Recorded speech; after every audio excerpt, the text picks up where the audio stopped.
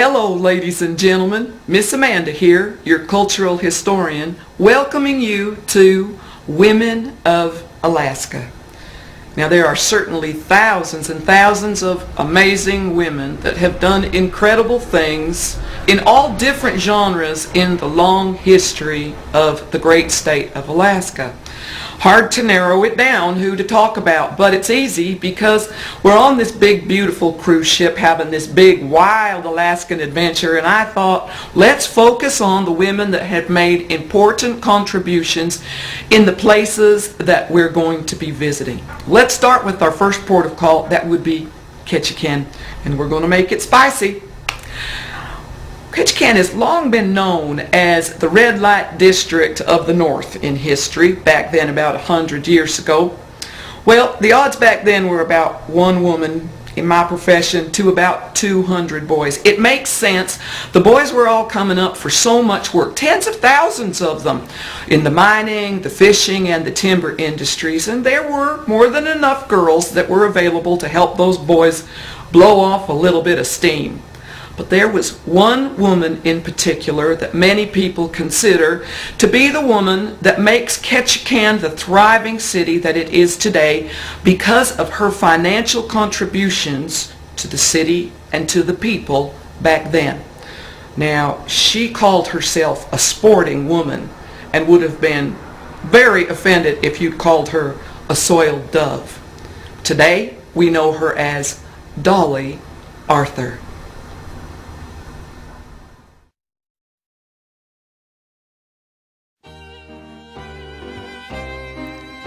Thelma Dolly Copeland was 31 years old when she came to Ketchikan in 1912, by then a well-seasoned lady of the night. She was born in 1888. She ran away from a bad home in rural Idaho when she was 13 years old, and she ended up as a waitress in Montana. But by the time she was about 19 years old, she realized that she could make a lot more money from the attentions of men than as a waitress. So she left Montana, crossed over to San Francisco, up the West Coast, and eventually to Ketchikan because she said she loved adventure and she loved men.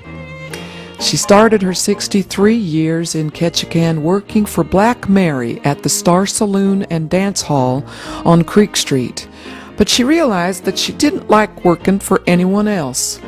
So she changed her name to Dolly Arthur, and she purchased number 24 on Creek Street. Her big house would have accommodated a lot of working girls, but Dolly only wanted to work for herself by herself. She bought the house for $800 cash, and she paid it off in 2 weeks. Then she turned around and she purchased 5 more houses, but not for prostitution. If you got into trouble or ran out of money or luck in Ketchikan, the person you went to see was Dolly. She always had a place for you to stay and money to loan you till you got back on your feet. She then turned around and opened the first adoption center, the first animal shelter. She paid for half of the hospital and half of the school and rebuilt the wood foundation of Creek Street. In fact, everybody knew that Dolly Arthur was single-handedly keeping Ketchikan going during the bad times of Prohibition, the Great Depression, and World War II. Now her house has been turned into a museum, left almost exactly as she left it before she passed in 1975. In her bedroom, which was only for sleeping, you can see her love of hats and beautiful clothes, but the many cradles next to the bed are not for babies. They're for her many little dogs that she had specially ordered from France.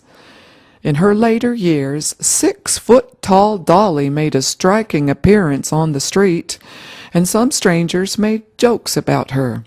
But a local would immediately step in and tell that person just who that fine lady was. Although Dolly stopped working in the late 1960s, she stayed in her house, blind and wheelchair-bound, till just a little before her death. They say that if you rang her doorbell, she would roll over to the upstairs window and holler out, "Who's there?" And if she liked who it was, male or female, she'd toss the key down to you. You can read more about her life and the early years of Ketchikan in her book, Dolly's House, which is available on Amazon.com.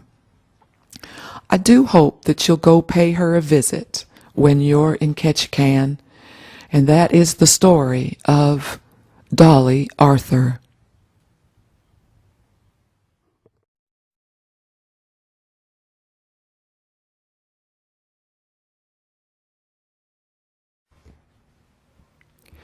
Elizabeth Petrovich was born on July 4th, 1911 in Petersburg, Alaska, and was a member of the Raven moiety of the Tlingit Nation. She was adopted when very young by Andrew and Mary Wanamaker, a Tlingit couple, and named Elizabeth Wanamaker.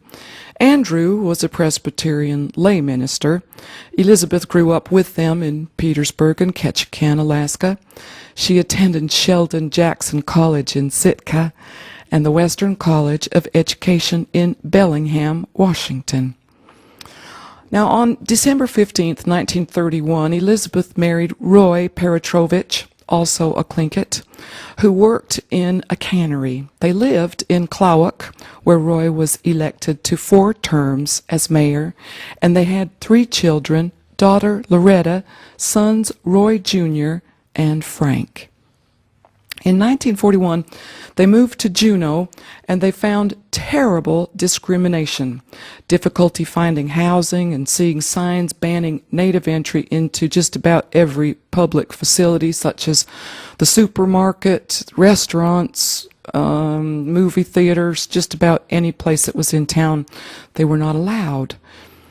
Now, the Petroviches petitioned the territorial governor, Ernest Grunig, to ban the "No Natives Allowed" signs, then common at public accommodations in that city and elsewhere, but the Anti-Discrimination Act was defeated by the territorial legislature in 1943. As leaders of the Alaska Native Brotherhood and the Alaska Native Sisterhood, though, Roy and Elizabeth lobbied the territory's legislatures and represented their organizations in their testimony in 1945.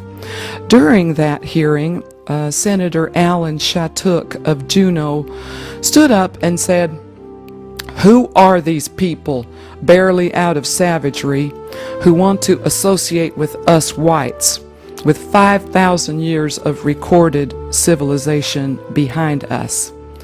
Now, Elizabeth was the last person to stand and speak during that territorial Senate hearing, and she stood up very quietly and said, "I would not have expected that I, who am barely out of savagery, would have to remind gentlemen with 5,000 years of recorded civilization behind them of our Bill of Rights." She then began to talk about herself, her friends, her children, and the cruel treatment that consigned Alaskan natives to second-class existence. She described to the Senate what it means to be unable to buy a house in a decent neighborhood because natives aren't allowed to be there, or to shop in a store. She described how children feel when they are refused entrance into movie theaters or see signs in shop windows that read, "No dogs" or "Natives allowed." The Senate voted 11-5 for the House Resolution 14, providing full and equal accommodations, facilities, and privileges to all citizens in places of public accommodations within the jurisdiction of the Territory of Alaska, to provide penalties for violation. The bill was signed into law by Governor Grunig nearly 20 years before the U.S. Congress passed the Civil Rights Act of 1964. The Petroviches moved not too long after that to Nova Scotia, Canada, where Roy pursued an economics degree, and then they moved to Denver, Colorado, where Roy studied at the University of Denver. In the 1950s, though, they moved back to Juneau, Alaska. Elizabeth Petrovich died of cancer on December 1st, 1958. She is buried in the Evergreen Cemetery in Juneau, alongside her husband Roy. Elizabeth Petrovich Day is celebrated every year in Juneau in February. And that is the story of Elizabeth Petrovich.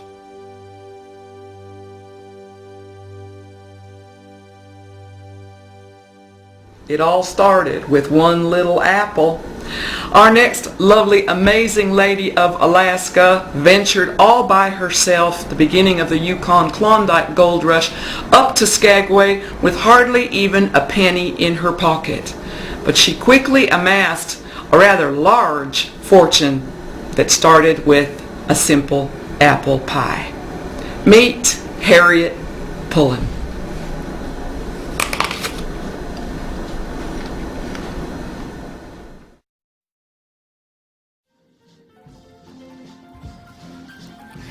Harriet Matilda Smith was born August 1860 in Hope, Wisconsin. When she was 21 years old, she married Daniel Webster Pullen on February 23, 1881 in Clallam, Washington, and soon there were 4 children. After placing her children in the care of friends in Seattle, Washington, Harriet Pullen traveled to Skagway seeking to settle in and make a living to support her 4 children in 1887.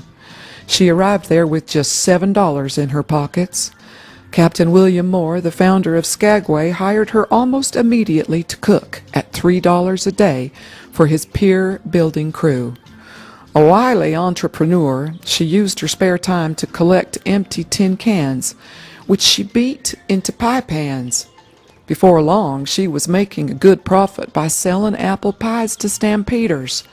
As the crowds flooded the town, she recognized that the real money was to be made not in looking for gold miles away, but by attending to the needs of stampeders on their way to the fields. She used her pie money to set up a freighting business. She still owned 7 horses from her farm at Cape Flattery, Washington, and she sent for them. Her freighting outfit over the White Pass Trail was successful from the very beginning, bringing her as much as $25 a day. When freighting stopped paying off, Pullen used some of her profits to open a hotel. She bought Captain Moore's home and turned it into the Pullen House Hotel, which she opened a year after she arrived. Her businesses were extremely profitable, and before long she was able to send for her children. The hotel keeper became famous for her hospitality and became known as Ma Pullen. Now, Harriet's neighbors believed her to be a widow, either by assumption or her own claim. But after she had achieved success with her freighting company and hotel, her husband arrived in town. Instead of staying and demanding part of her Skagway profits, Harriet Pullen's husband decided to seek his fortune in the Klondike. But Harriet remained in Skagway, transforming Pullen House into an elegant hotel filled with the finest china and silver, soft beds, and what was a supreme luxury for the time, bathtubs. Harriet Pullen was a strong supporter of Skagway's gold rush history.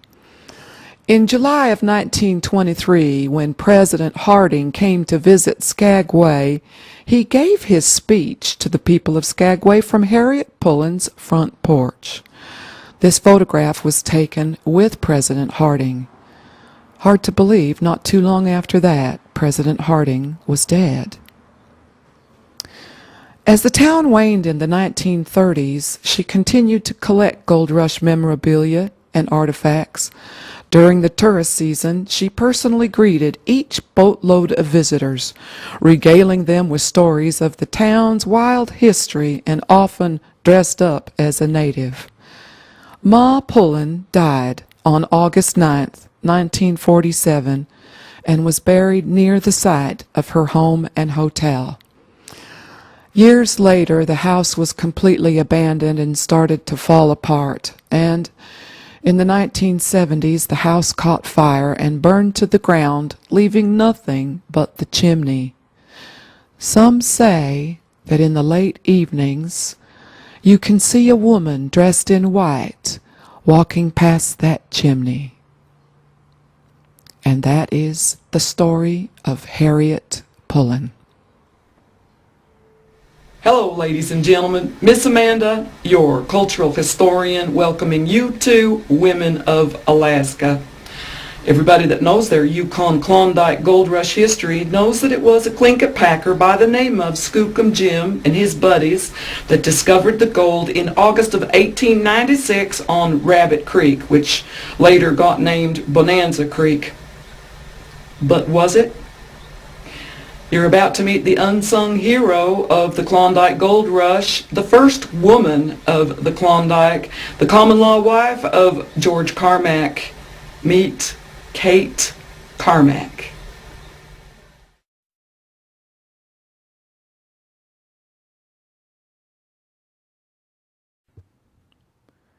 Shaw Claw, also known as Kate Carmack, was a Tagish First Nation woman born near Bennett Lake in 1857. She lived with her parents and 7 sisters and brothers near Carcross, Yukon.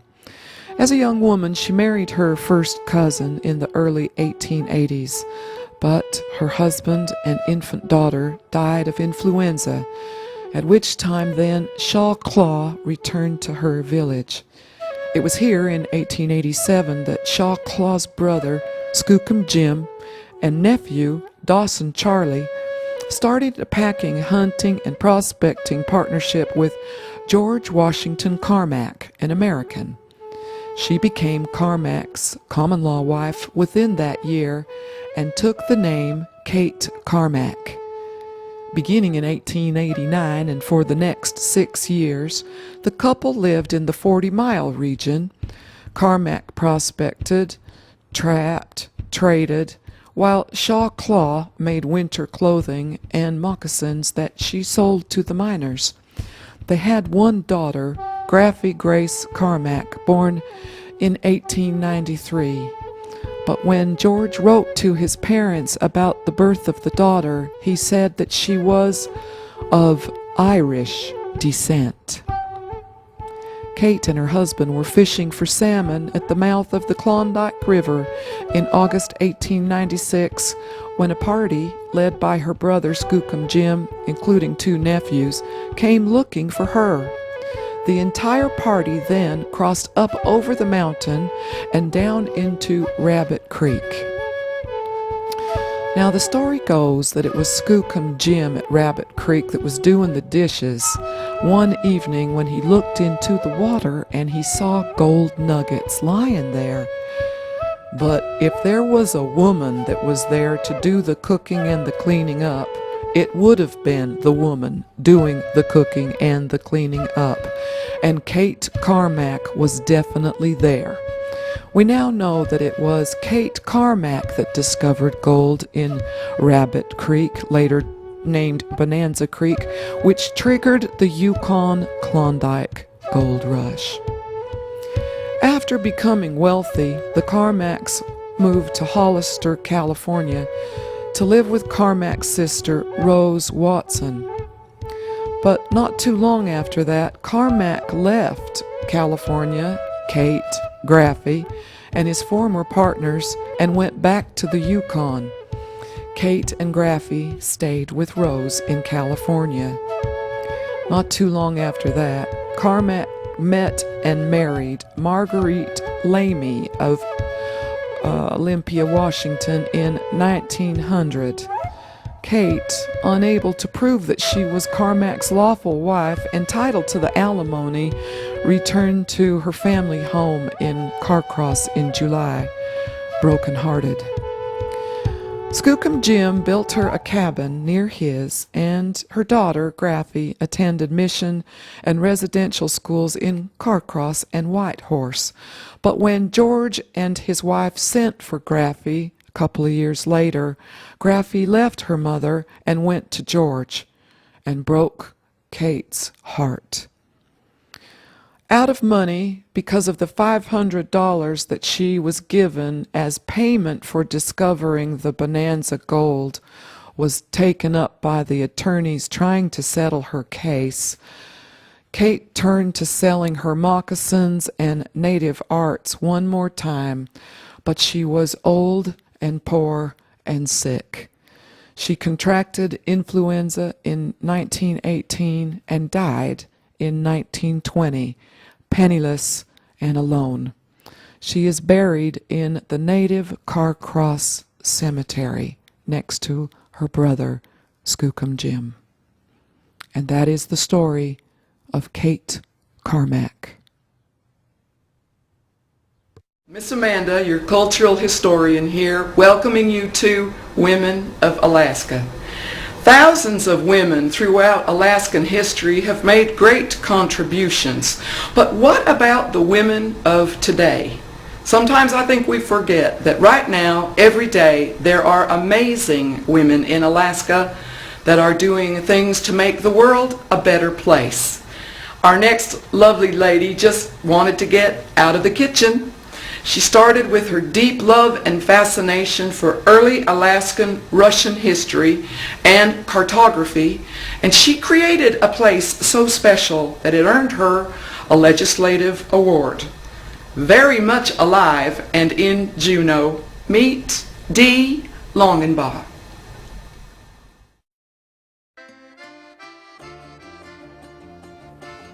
In March of 2010, longtime Alaskan resident and local bookstore owner Dee Longenbaugh was recognized by the legislature for her lifetime of outstanding citizenship and her contributions to Alaska history. Dee Longenbaugh was born in New Mexico, grew up in New Mexico and Oklahoma, married, and brought her 3 children and her husband up to Sitka in the early 1960s. She's been an Alaskan resident since 1963 when she opened the Observatory Bookstore in Sitka in 1977, mainly to share her passion for Russian American history books and antiquarian maps. I'd done so much volunteering and community good in Sitka, I felt like doing community evil, Longenbaugh joked. I was feeling the need to do something besides keep house and cook. So I started a bookstore specializing in out-of-print Alaska books and maps. Longenbaugh said her residency in Sitka started her passion for Russian American history. Sitka was the old capital from 1808 till 1906, and if you live in Sitka and you like history, you start with Sitka, she said. The next thing you know, you're broadening, asking, who were these people, and what was that event about? And then you get hooked. Longenbaugh eventually moved the observatory to Juneau in 1992 in the old Alaska Electric Light and Power Building downtown. Today, the shop's intimate shelving, historic ambiance, and maze-like layout give it its character. Longenbaugh's dog, Sadie, also sets a homey tone by greeting customers at the door or lounging on the front step in good weather. In essence, Longenbaugh values good reading, antique maps, and interesting conversation. Her shop carries a variety of books. The thrust is non-fiction. Because that's the good part about Alaska, Longenbaugh said. It doesn't have to be history particularly. It can be memoirs, gold rush, the native people. Lots of interesting things have happened here. Longenbaugh said that she is the only certified book appraiser in Alaska and appraises antiquarian maps and books for individuals, libraries, and estates all over the world. Longenbaugh and her shop were also recognized in such publications as Fodor's Travel Guides, the New York Times, the New York Magazine, and several television specials about Alaska, the Legislative Award reads.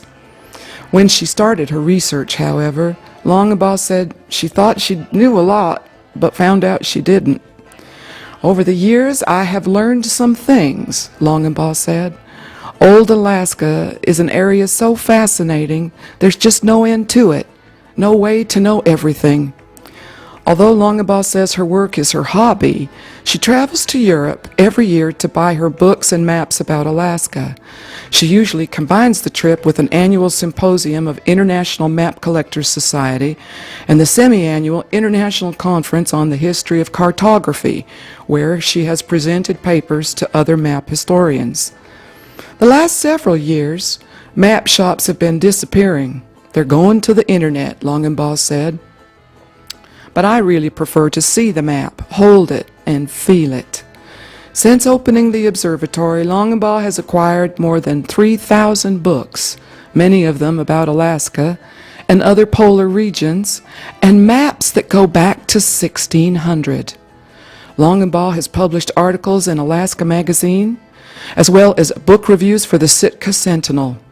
She also just finished a book on the history of the exploration and mapping of Alaska from 1648 to 1900, and getting that published is the next item.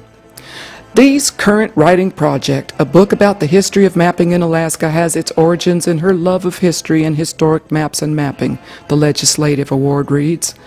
Dee's enthusiasm for and love of Alaska history has inspired students, historians, and many, many visitors to her shop for over 33 years. The observatory has long been a member of the Antiquarian Booksellers Association of America, a national organization open to the experienced ethical dealer. ABAA is affiliated with the International League of Antiquarian Booksellers. But if you take the time to go in and see Miss Dee, you'll find that she's more than happy to sit and have a conversation with you about just about anything. So do go in and say hello. And that's Dee Longabaugh.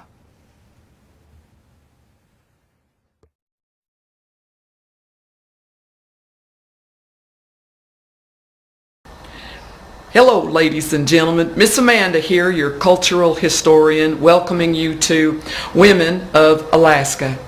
This cruise, we get the wonderful opportunity to visit Victoria, and I'm hoping that many of you will go on out to Bouchard Gardens, probably the most beautiful 55 acres of flowers you will ever see in your life, one of the most famous gardens in the whole wide world.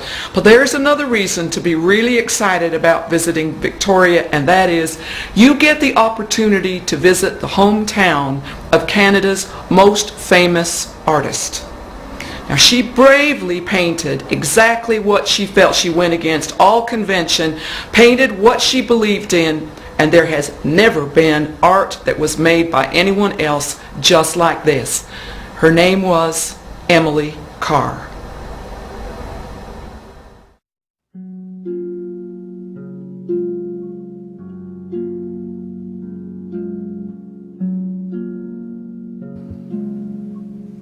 Emily Carr was born in this house on Government Street on December 13th, 1871, to a well-known and respected family, and grew up in Victoria relatively pampered. Her early interest in painting was encouraged by her father, but it wasn't until her parents' deaths in 1891 that Emily acted on it. She studied at the San Francisco Art Institute for 2 years and then returned back to Victoria. Emily's interest in the native Aboriginal people took her out of Victoria and around Vancouver Island, where she painted the native Indian villages. I glory in our wonderful West, and I hope to leave behind me some of the relics of its first primitive greatness. These things should be to us Canadians what the ancient Britain's relics are to the English. Only a few more years and they will be gone forever into silent nothingness, and I would gather my collection together before they are forever past.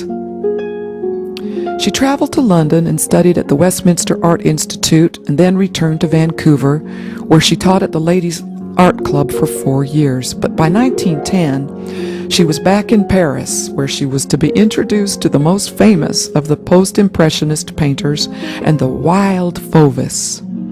She returned to BC in 1912 to exhibit some of her French paintings, which, along with her native paintings, were starting to attract a little attention. But her heart belonged to the native people, and she painted and wrote about them prolifically. As she aged, she began to lose confidence in her skill and almost stopped painting, during which time she ran a boarding house in Victoria called the House of All Sorts, which is on Simcoe Street. She also wrote a book with the same title about her years there. When she was 57 years old, she was invited to exhibit at Canada's National Gallery.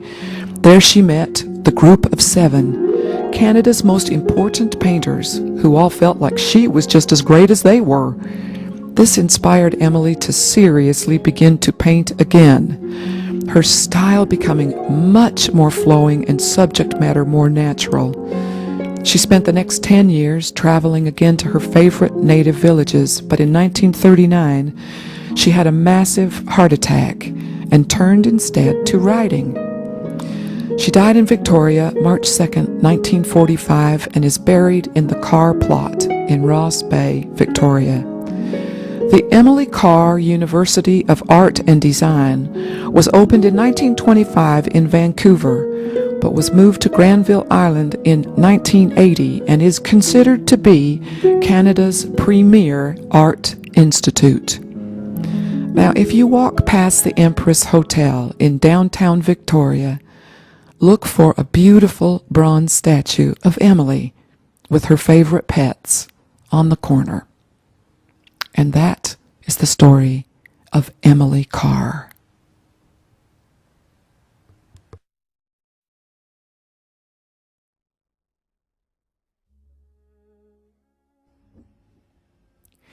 In 1898, while tens of thousands were still struggling to reach the Klondike gold fields, an intrepid pair of adventurous women sailed up the Yukon into the Klondike simply as tourists.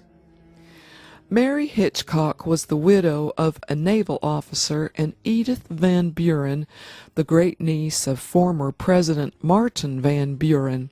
Both had been fast friends for decades, traveling together through Europe, Asia, and Egypt, when they decided to debark on a new and most exciting adventure to the Yukon Klondike Gold Rush.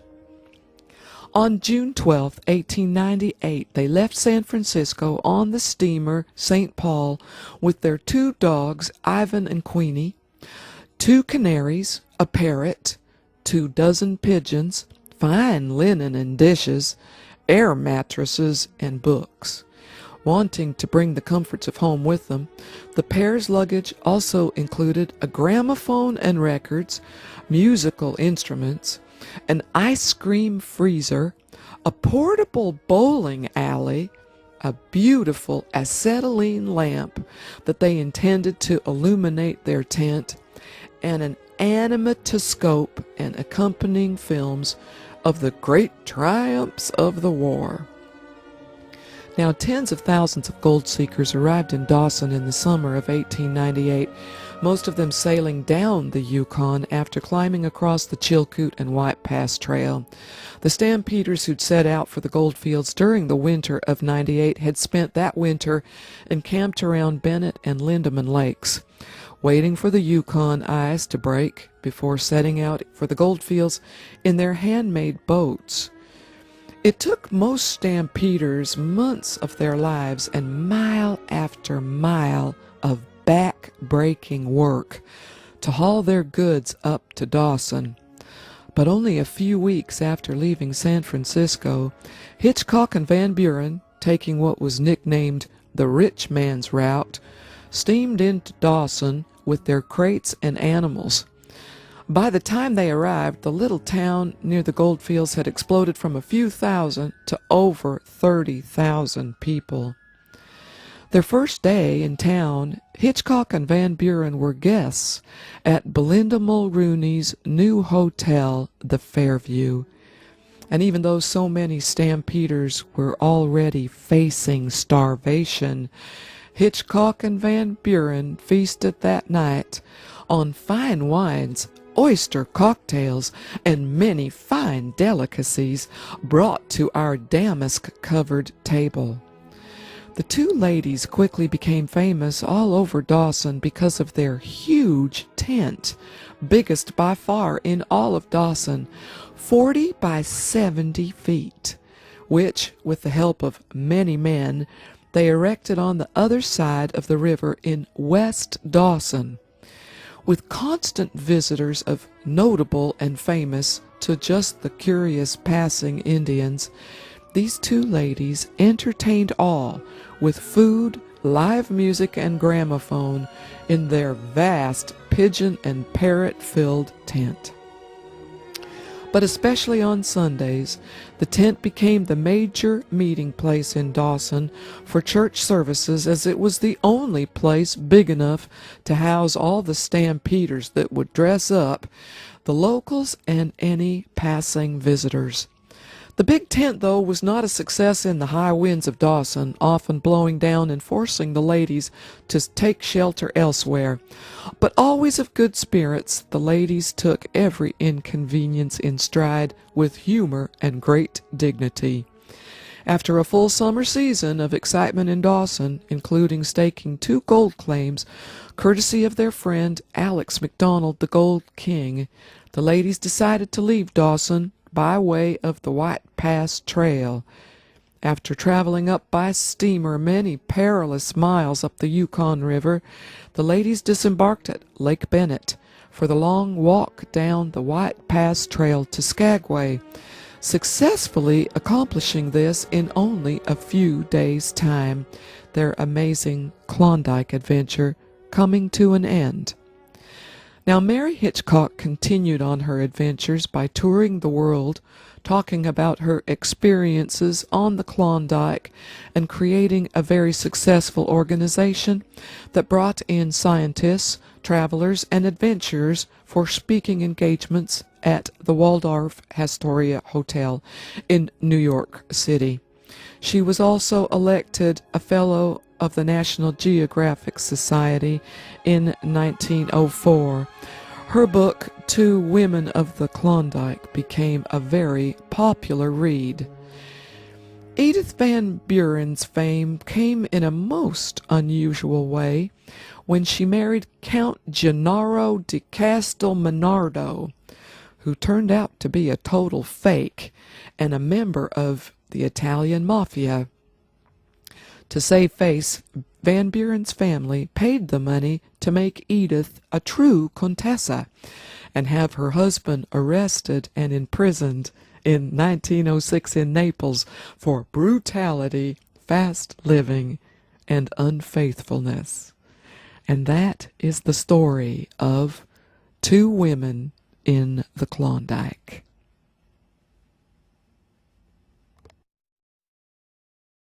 Hello, ladies and gentlemen. Miss Amanda here, your cultural historian, welcoming you to Women of Alaska. Thousands and thousands of women braved the dangerous, treacherous passes of the White Pass Trail and the Chilkoot Trail during the Klondike-Yukon Gold Rush from 1897 to 1900. Some of those women even ended up digging for gold themselves. Others, well, they found other ways to make money during this no-holds-barred stampede. Let's spend a few minutes now with the richest woman of the Klondike. She made a huge fortune in Dawson City at the height of the gold rush, and then she lost everything, turned around and made another fortune, but not in the gold rush. Meet Belinda Mulrooney.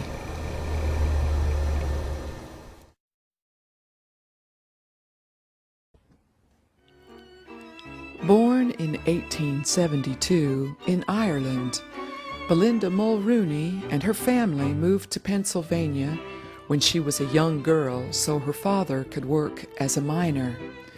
When she was 21, Belinda left for Chicago, where she set up her own sandwich stand business, which was so successful that she eventually ended up with enough money to head for the gold fields of the Klondike in 1897.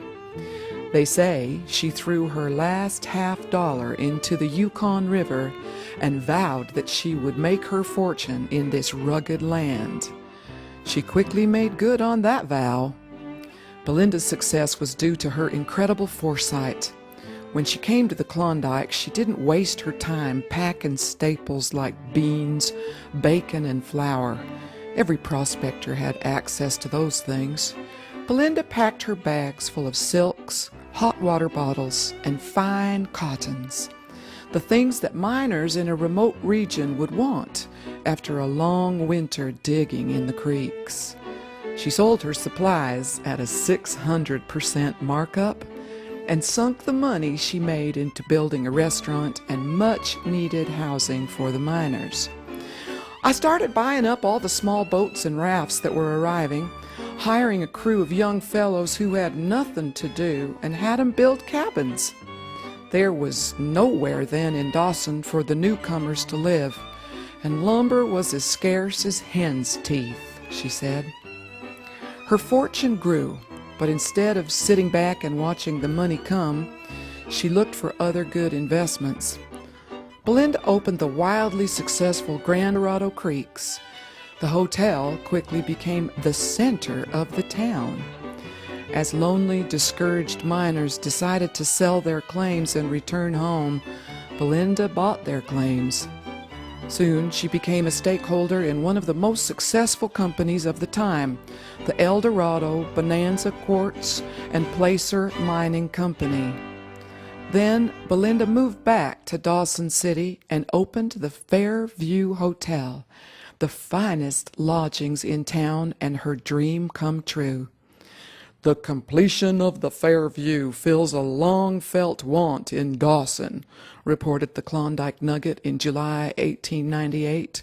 Miss Mulrooney is to be commended for her enterprise, for the hotel is by far the most pretentious structure now in Dawson. On October 1st, 1900, Belinda married self-styled Count Charles Eugene Carbonneau, who claimed to be a French aristocrat, but was actually a champagne salesman and a former barber from Quebec. They traveled back and forth from the U.S. to Paris, France, but in 1904, the couple separated and she lost her fortune to him. She obtained a divorce in December 1906. She started over. She moved to Fairbanks, Alaska in 1905 and prospered once again. She established the Dome City Bank in Fairbanks with her younger sister, Margaret. Belinda eventually retired to Yakima, Washington, where she had a large mansion built. She supported her family until her money ran out. She then moved to Seattle, where she died in 1967. Her book, Staking Her Claim, tells all about her life, her adventures, and how men treated women who made good money. And that's the story of Belinda Mulrooney. Hello, ladies and gentlemen. Miss Amanda here, your cultural historian. That's Quincy behind me, and here's Buddy. Buddy. Here's Buddy right there. Welcoming you to Women of Alaska. I think this should give you an idea that our next guest on Women of Alaska is not a woman at all. She's a dog. A very, very famous dog who taught the world all about unconditional love right from a little spot in Juneau. Here is Patsy Ann. Come on, boys.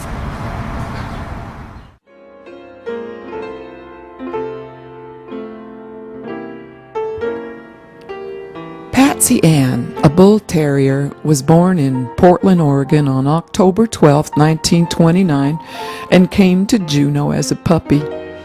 Patsy Ann was stone deaf from birth, but she somehow heard the whistles of approaching ships long before they came into sight and headed at a fast trot for the wharf. She was never wrong. In fact, on one memorable occasion, a crowd was given erroneous information and gathered at the wrong dock. Patsy Ann gazed at the crowd for a long moment, then turned and trotted to the correct dock. Because of her unerring sense of that imminent arrival of each ship that visited Juneau, and her faithful welcome at wharfside, Juneau Mayor Goldstein dubbed Patsy Ann official greeter of Juneau, Alaska in 1934. Between ship visits, Patsy Ann made the rounds of her friends at local businesses. She had a vast number of friends, most of whom slipped her bits of food, including a daily candy bar from one fan. Patsy Ann was as much a fixture of beer parlors and hotel lobbies as any paying guest.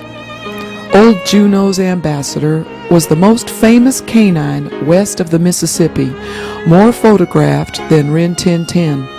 During the 1930s, her image adorned postcards sold by curio shops, and for many visitors, she was the highlight of their visit to Juneau. Local author Carl Burroughs published a little book in 1939, simply titled Patsy Ann.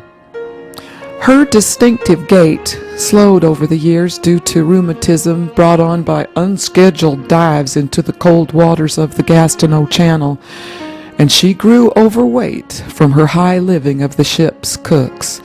Still, she always headed for the docks on the double whenever steamship whistles shook old Juneau's boardwalks. Of no fixed address, Patsy Ann spent most of her nights in the longshoremen's hall where, surrounded by kindred souls, she could run safely down the alleys of her bull-terrier dreams. Fittingly, it was there that she died gently on March 30th, 1942. The next day, a crowd gathered as her tiny coffin was lowered into the Gastineau Channel. Patsy Ann captured the hearts of Juneau's citizens with her dignity, honesty, and devotion to her duties as official greeter of Juneau, Alaska. 50 years after her death, her statue was commissioned by the Friends of Patsy Ann and installed on the wharf she knew so well, directly opposite of where her little body lies. Sculpted by New Mexican artist Anna Burke Harris, clippings of dog hair from all over the world were included in the bronze at the time of the casting, symbolically uniting the spirit of dogs everywhere. On July 3rd, 1992 at 7:30 p.m., Patsy Ann, in her new incarnation, was presented to the world under blue skies with balmy breezes in the air. Patsy Ann sits at north 58 degrees, 17 minutes and 91 seconds north latitude, 134 degrees, 24 minutes and 17 seconds west longitude. Each year, hundreds of thousands of tourists visit Juneau from cruise ships and are welcomed on the dock by Patsy Ann as they would have been in 1930s. They are all encouraged to greet her and touch her, and in leaving, carry with you the blessings and friendship through your life's journey. Patsy Ann would have liked it that way.